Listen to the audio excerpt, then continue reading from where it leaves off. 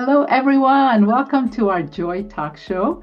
Here is my co host, Cindy Sheridan. She is an author writing her book, Widow's Guide to Joy. We're going to hear a little bit about that today. And she's also a comedian. She is here to make the world laugh. Welcome, Cindy. Hi, Pam. I'm so excited to be here today and share and talk about joy and your Right. book, Sparkle, your 7-step guide to a joy-infused life.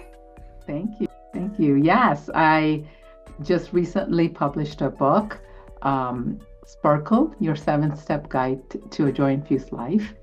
And Cindy and I have been breaking the steps down, the framework of Sparkle. It actually is an acronym.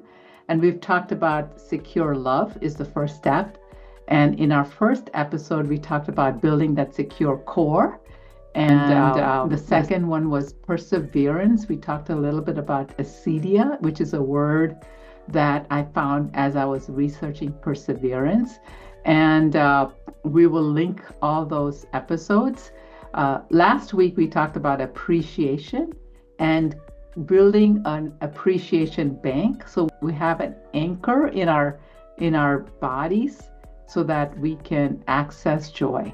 And today, Cindy, I was thinking about breaking down the step rebuilding trust. What do you think? Yes, I think that would be a great next step to talk about. Okay, so I'm going to ask everyone, have you ever been betrayed so deeply that it felt like the ground beneath you would just crumble? How do we go about building trust again after being so hurt? How, Pam, how do we do that? Yeah, that's a great question, Cindy. I think about trust, trust me. It's not just about like pretending everything is fine or giving our audience a one size fits all fix. In this episode, I want to share some practical life giving steps to rebuild trust. And it starts with the surprising truth about pain. Because, like you said, when trust is broken, it's like the world is crumbling. Everything that we felt certain about is falling apart. And we have some choices to make. And what happens is the sneaky poison of offense can come in, or we start thinking, can I ever trust again? And so I thought we could talk about that in this short episode on why it's so important for us to rebuild trust, because our sparkle, our joy-infused life depends on that. So in my book, I share a personal story. When I was engaged to my engagement was broken after everything was set. I had my dress, I had the venue, I had all my guests, and people have even come and brought their tickets, and they were planning to come for my wedding. And a month before, my engagement was broken, and I felt the earth beneath me shatter. And that's when I started questioning this whole concept of trust. And I've written about that in my book. So I don't want to go deep into that, but that's where I was able to build this framework that has helped me, that I wanted to give the audience. Because when trust is broken, it's natural to feel like shutting down, like Mm-hmm. your Yeah. sparkle is dimmed. Have you ever Yeah. felt that way, Cindy? What was your moment of broken trust, and how did Oh, that wow. change you? Yeah. So, when my husband had his accident, he was hit by a car while he was riding his bike. And we were on our knees praying. Everybody was praying, our entire family, friends, church, pastors, everybody was praying. We were believing and praying for a miracle, and that didn't happen. And it was devastating not to see our prayers answered. Yeah. And I really lost trust Yeah. in God. Why did he not heal him? Can I trust God going forward? So yes, I can definitely relate to that. Yeah. So I'm anxious to hear. Yeah. your Thank you for thoughts. sharing that incredible story. And you know, that's exactly why I created the ABC framework because I needed some steps. What do we do when those things throws those things at you? And so in Sparkle, to help people like you and me rebuild when rebuilding trust seems impossible, there's a simple but powerful framework. It's the ABC of trust. The first step is to acknowledge the pain. Then the B is beware of offense, and C is connect to God. And so I want to break that down for us because let's be honest, Cindy, when trust is broken, don't we all say, how do I protect myself from getting hurt again? Can I Right. forgive without opening myself to more pain, especially when it is connected to God and we've poured our hearts and we've trusted? I think about my engagement. I was like, God, I followed all the rules.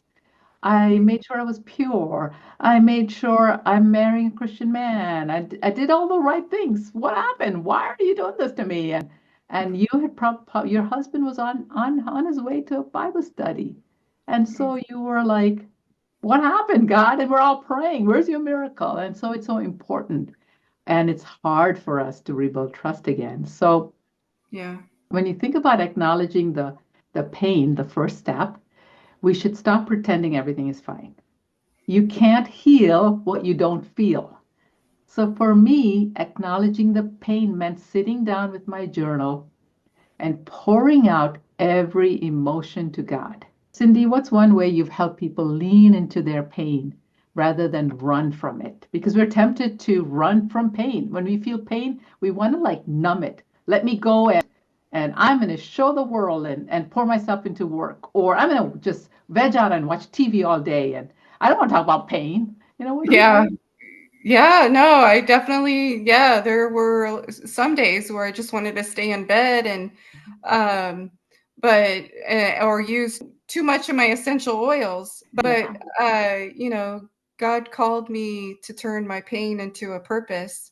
And yeah, so I've been journaling, but I also been writing to encourage other widows and the Widow's Guide to Joy. yes, So that's one way have been working through my pain yeah, yeah.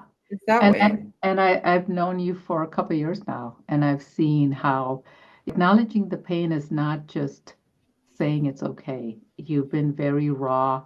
You know, both of us were even in a retreat where we were able to talk deeply about the pain and what held us back. And, um, so when we acknowledge the pain, it's important to find friends who you can be vulnerable with, who are Mhm. there to sit and feel your pain and empathize with you. And I remember when you um, brought that shoe. Do you remember that? Your husband's. I don't know if you. Yes, That was I so had powerful. yeah, well, I had actually and not sure why, but I had actually saved one of his, shoe that he wore when he was riding his bike. They were like they click into the pedal, and I had saved it, and, Mm, it was sitting on my dresser, and it was just I don't know why I had it there, but I really felt like I needed to release that because mhm. I felt like that was causing pain. Seeing that was causing pain, and I needed to let go of that. So I Yeah, put the shoe in the fire yeah, to give it to God and release it and let it go. And I did experience some freedom with that, letting that go. yeah. Yeah, I remember I was with you when you put it into the fire. And just, it's not just like you didn't just ignore it, you expressed, you told us the whole story. And so we were with you. And so it's important for us to really feel the pain and Mhm, also see what are things that we're still holding on to. And so that leads us to the next step is beware of offense. mhm, Because if we don't release it, we have this offense, this feeling of like that pain will either harden our hearts because getting offended is like poison. It tempts us to build walls, but those walls don't just keep people out, they lock us in. And learning to forgive, learning to be vulnerable even with God, of why God, I trusted you, but I will still trust you. That's what I had to say. Because now when I look back at, I did get married to the man who broke the engagement, and everything is went well. But that was God's way of removing the foundation of trust, because my trust was in man. My Mm, security was in people and not in God. And God is a way of allowing all these things that happen to shape us and to form us. So to help us to trust in Him, and not for the sake of their freedom, but when we forgive, it's actually for our own freedom.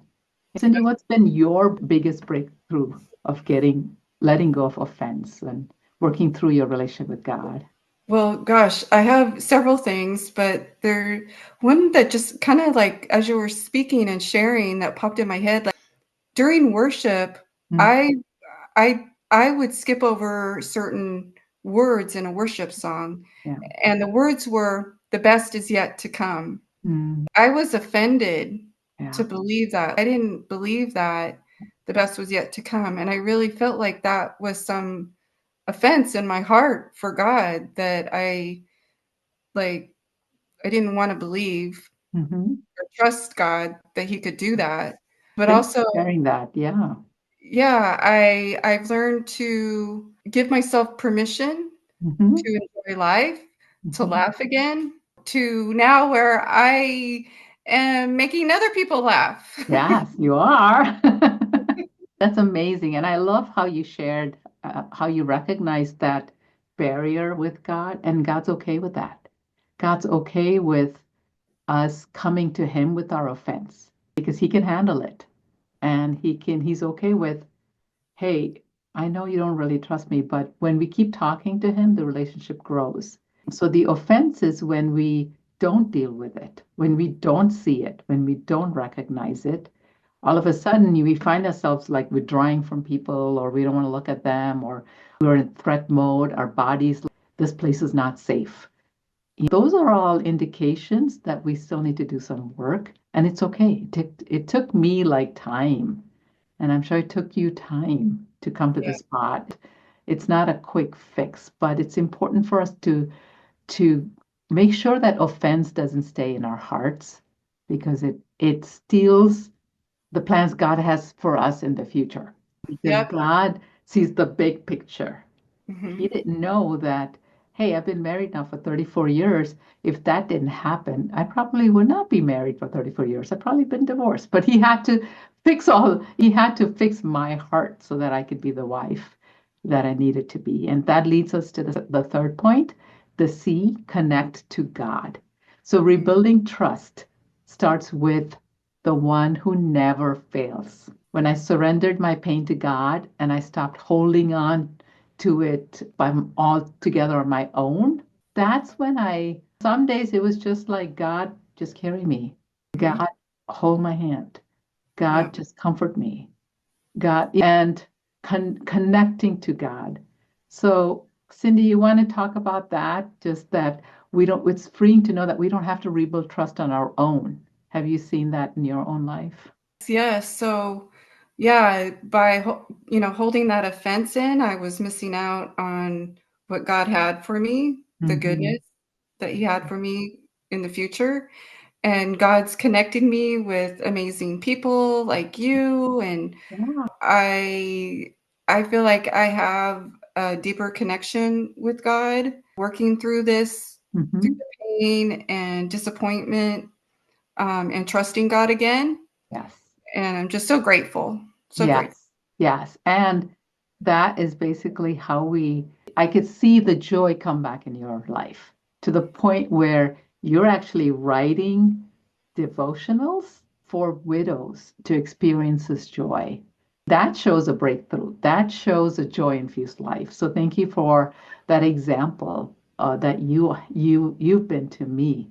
So in this in this conversation, if anything resonated with you guys, grab my book, Sparkle, Your 7-Step Guide to a Joy-Infused Life, or look forward to Cindy's book coming out on Valentine's Day. It's packed with tools to help you rebuild trust, rediscover your sparkle, and walk in freedom. Yeah, Cindy and I are rooting for all of you. Keep sparkling. Thank you, Cindy. And thank you, everyone. Thank you, everyone. Thank you, Pam. All right. We'll see you in our next episode. Yes.